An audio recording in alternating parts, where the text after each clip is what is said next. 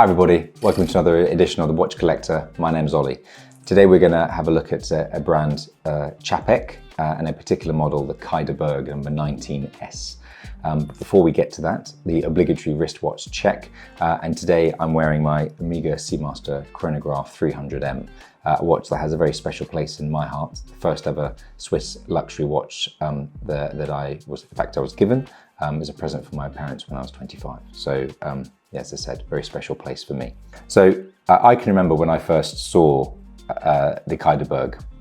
I was actually having lunch with a friend of mine and he brought it to me to show, and it was about 4 years or so ago. And I was immediately impressed. It was absolutely a fantastic start for a brand that had been regenerated in 2015. And I thought that if they could build on a watch of this caliber, forgive the pun, they could go on to do really good things. And I think that's probably been borne out to be true. So it's a 38.5mm case in stainless steel. It's got a silver opaline dial, as you can see, with Roman numerals. And probably the two standout things for me are these heat-applied blued titanium hands with fleur-de-lis. I think the contrast of those with the silver opaline on the dial is fantastic. I also love the way that the sub-dials have been recessed into the dial. And on top of that, you've got the rail track going right around the outside. So overall, it's got a lot of detail in it that I really, really appreciate, and I think you would too.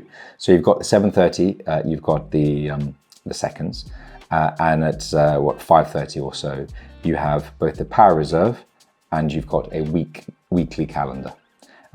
It's extremely legible, even though the type is quite small. But overall, I think it's really, really prettily laid out. And I love the fact that you've got equivalent subdials on each side of it. The case is beautifully finished.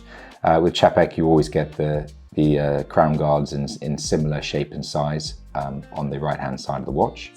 And let's flip it over, because not only is Czapek known for making beautiful watches from the top, but also from the bottom. The movements are something special as well. So this is the SXH5. It has a 7-day power reserve. And what I particularly love about this, with all Czapek movements, is you can really see it working. So if I wind it through, hopefully you'll be able to get a good idea of that. Really satisfying noise, I must say, as I'm winding it through. Really precise. And just love being able to see how the cogs all mesh together. It really is something I think we all enjoy, and one of the reasons why we're into watches in the first place, just seeing how the mechanics really work. But finish is outstanding, as you would expect, and even the way that the engraving is done on the back side of the case, I personally think it's really pretty. Let's get on the wrist, see how it wears. So if you've seen any of my other videos, I'm not normally so much of a fan, shall we say, of men's watches under 39mm. What this does is, because it's got a little bit of height to it, and the sapphire crystal is slightly domed along with the bezel, it belies its somewhat arguably diminutive stature. It comes across as slightly larger, I think, than 38.5, and in my view, all the better for it. But to a certain extent, actually, the size doesn't really matter, because the dial is extremely pretty. As I mentioned, the blue titanium hands against that silver opaline dial really pop, and the way it catches the light is actually something special.